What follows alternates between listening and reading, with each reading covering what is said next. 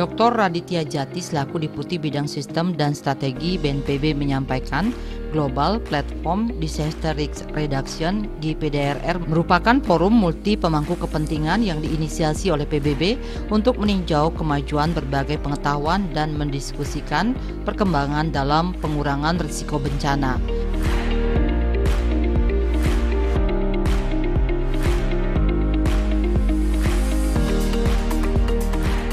Momen GPDRR ke-7 ini, pemerintah Indonesia akan membagikan pengalaman maupun praktek baik dalam penanggulangan bencana dan pengurangan risiko bencana dalam membangun ketangguhan atau resiliensi bangsa. Terlebih saat ini Indonesia memiliki perencanaan jangka panjang dalam upaya pengurangan risiko bencana melalui Rencana Induk Penanggulangan Bencana RIPB 2020-2045.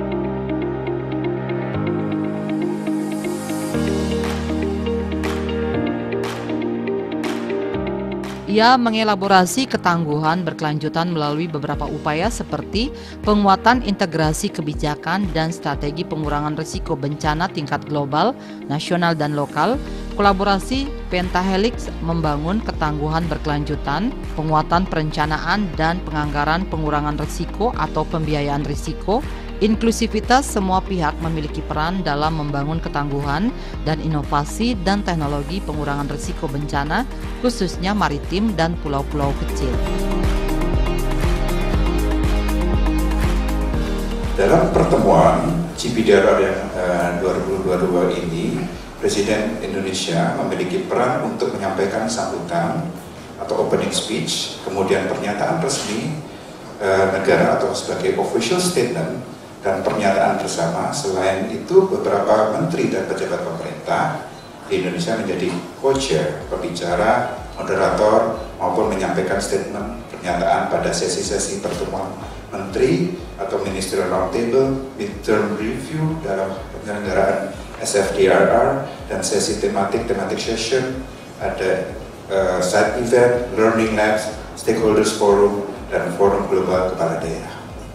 Dalam kesempatan saat ini, pemerintah Indonesia menerima kunjungan perwakilan khusus Sekretaris Jenderal PBB dan tim untuk pengurangan risiko bencana, yaitu Ibu Mami Wisuturi, untuk meninjau persiapan penyelenggaraan GPDRR 2022. Selain agenda-agenda pertemuan dalam acara ini, Indonesia menyiapkan kunjungan visit pada tanggal 28 Mei nanti ke lokasi-lokasi yang menampilkan capaian upaya pengurangan risiko bencana dan pariwisata serta budaya di Bali seperti Desa Panglipuran, Kintamani, Pura Besaki, Kertagosa, Uluwatu, Garuda Wisnu Bencana, Sekolah Aman di Tanjung Benoa, dan beberapa lainnya. Pemerintah Indonesia juga menyiapkan pameran dengan berbagai pemangku kepentingan di Indonesia dalam satu narasi besar Rumah Resiliensi yang akan dilaksanakan di Bali Collection sejak tanggal 23 sampai 28 Mei. Pameran ini menampilkan capaian upaya pengurangan risiko bencana di Indonesia serta didukung juga dengan penyelenggaraan pameran UMKM, souvenir, kuliner, termasuk industrialisasi kebencanaan yang ada di Indonesia. Sehingga bisa kita sampaikan, GPDRR tidak hanya sekedar konferensi biasa. Ini adalah salah satu bentuk tanggung jawab kita bersama, termasuk pemerintah Indonesia dan seluruh stakeholders yang ada, bagaimana penyelenggaraan pengurangan risiko bencana dapat dilaksanakan secara kolaborasi, inklusif, dan terpadu. Selain itu, di dalam GPDRR akan diputuskan beberapa hal yang cukup penting, dan sebagai bentuk tanggung jawab ini menjadi bagaimana implementasi capaian pengurangan risiko bencana hingga 2030, dan usulan dari saat ini adalah bagaimana membangun resiliensi secara berkelanjutan, khususnya dari Bali untuk dunia. Atas nama pemerintah Indonesia, kami menyatakan siap menyelenggarakan konferensi internasional ini secara aman, nyaman, dengan menyiapkan protokol kesehatan yang baik.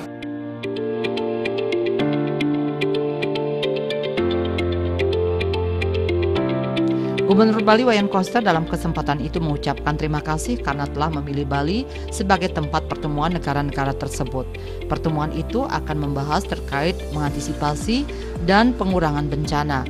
Terlebih lagi, Bali telah memiliki pengalaman yang cukup memadai untuk mendukung pertemuan skala internasional. Bali telah sukses sebagai tuan rumah penyelenggaraan IMF dan World Bank. Bahkan IMF dinilai oleh para peserta bahwa itu pertemuan paling berhasil dari pertemuan yang dilaksanakan sebelumnya.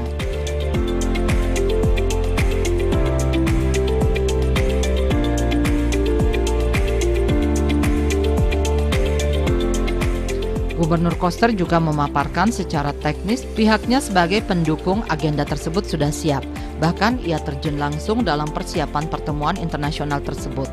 Hal ini dilakukan agar persiapan dan pelaksanaannya bisa berjalan dengan sukses dan lancar. Gubernur jebolan ITB Bandung ini menegaskan bahwa untuk kenyamanan pertemuan ini, perkembangan COVID-19 di Bali saat ini sudah sangat landai dan stabil. Begitu juga pada pencapaian vaksin booster di Provinsi Bali per 17 April 2022 mencapai 62% lebih, tertinggi di Indonesia. Jadi Bali sebenarnya saat ini sangat kondusif menyelenggarakan agenda-agenda pertemuan langsung tanpa daring.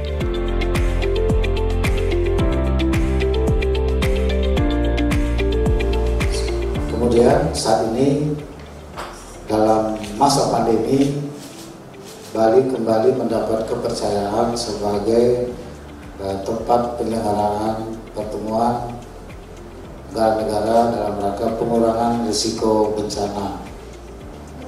Dari segi persiapan, tadi sudah disampaikan oleh Bapak Deputi, secara teknis kami sudah sangat siap.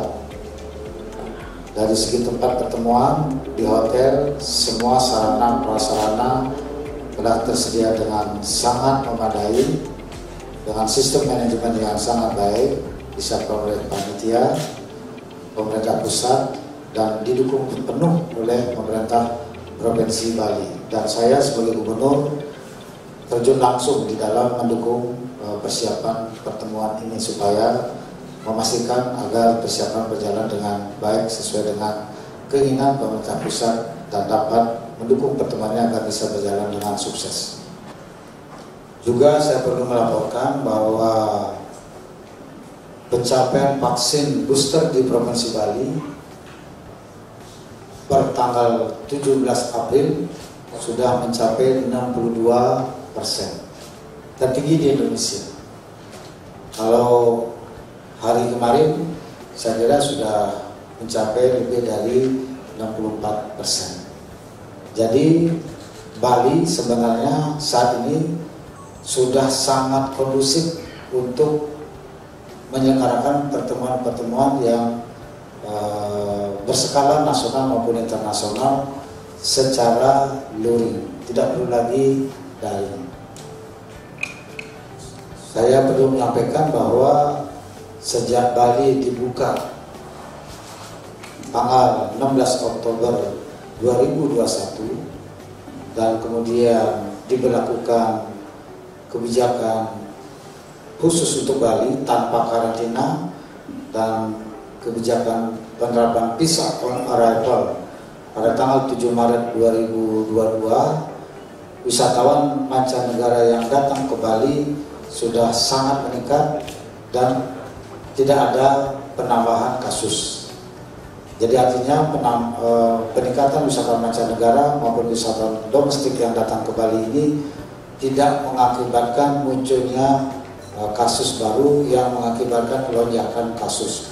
Jadi malah kasusnya menurun karena sudah terbentuk imunitas di masyarakat Bali. Sampai saat ini sudah 43 negara yang mendapat fasilitas visa on arrival dan 6 negara yang bebas visa.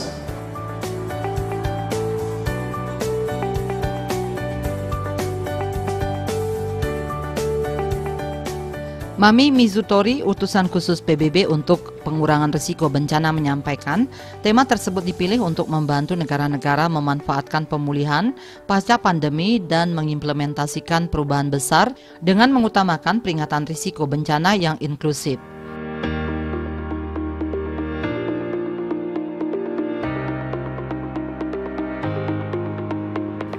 Pada akhirnya upaya ini dapat membangun resiliensi ekonomi dan masyarakat. Ia juga mengatakan pertemuan ini akan mendukung isu adaptasi perubahan iklim global. Di samping itu, platform global ini berlangsung pada waktu yang tepat. Menurutnya, tidak ada negara di dunia yang tidak terdampak pandemi COVID-19 maupun peristiwa cuaca ekstrim. Ia mengatakan dua jenis bencana ini dapat dimitigasi melalui pengurangan risiko bencana. Mami Mizutori menegaskan platform global ini bukan sekadar suatu pertemuan, tetapi sebagai tonggak dalam proses global menuju terpenuhinya kerangka kerja Sendai pada 2030. Secara berkelanjutan, negara-negara terus berkonsultasi dan melihat kembali pencapaian dan tantangan untuk mengurangi kerugian akibat bencana. Indonesia telah memberi contoh dengan menjadi salah satu negara pertama yang berkomitmen untuk melakukan tinjauan nasional sukarela, dan pihaknya berharap negara-negara lain akan menggunakan platform global sebagai kesempatan untuk berbagi kemajuan mereka selama event khusus.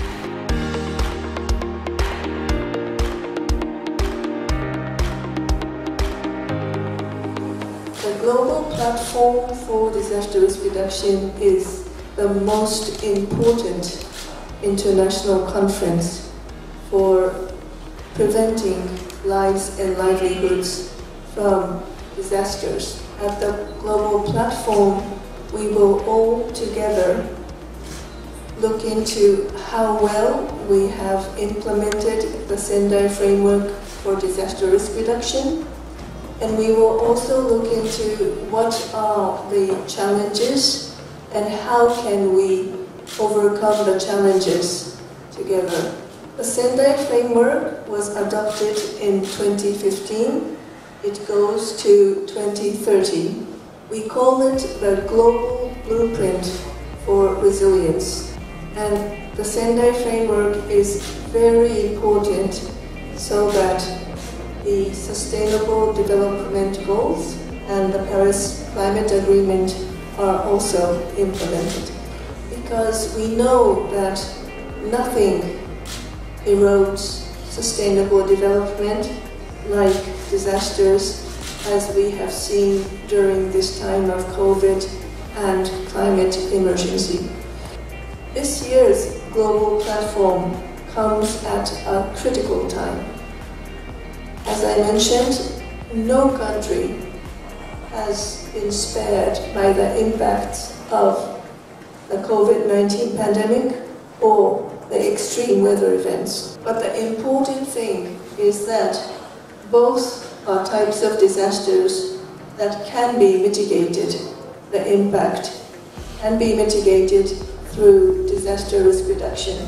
And I cannot think of a better host than Indonesia, which is, in spite of, and maybe because of being so disaster prone, has found a wonderful way of managing disaster risk both nationally and locally. This morning I went to a senior high school and saw how the students are making sure that they are not devastated by earthquakes and tsunamis.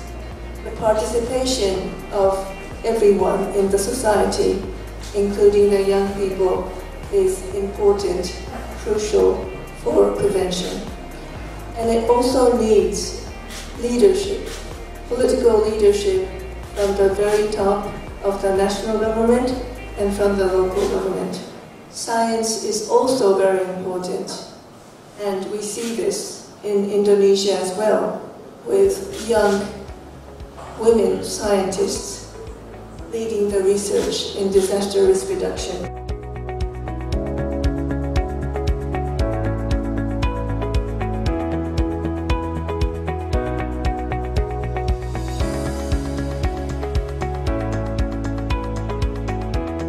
Sebanyak 6.000 peserta yang direncanakan mengikuti event ini. Sebanyak 4.000 hadir secara luring dan sekitar 2.000 mengikuti secara daring. Dengan situasi yang sudah kondusif di Bali, Gubernur Bali berharap para peserta yang akan ikut pertemuan ini seluruhnya bisa hadir langsung ke Bali agar bisa menikmati keindahan alam dan budaya Bali. Dengan adanya pertemuan ini, pemulihan pariwisata Bali yang sangat terpuruk selama 2 tahun semenjak pandemi COVID-19 akan berlangsung lebih cepat. Pertemuan negara-negara dalam event GPDRR tidak saja akan berkontribusi dalam rangka melakukan mitigasi kebencanaan, tetapi juga berkontribusi untuk pemulihan pariwisata dan perekonomian Bali.